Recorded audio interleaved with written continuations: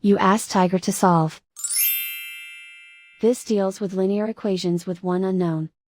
The final result is d equals 2. Let's solve it step by step. Group all constants on the right side of the equation. Add 2 to both sides.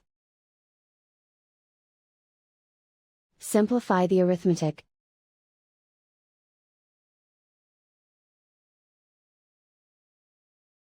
Isolate the d.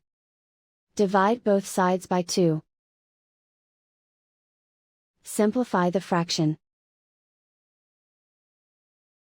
Find the greatest common factor of the numerator and denominator. Factor out and cancel the greatest common factor. And so the final result is d equals 2.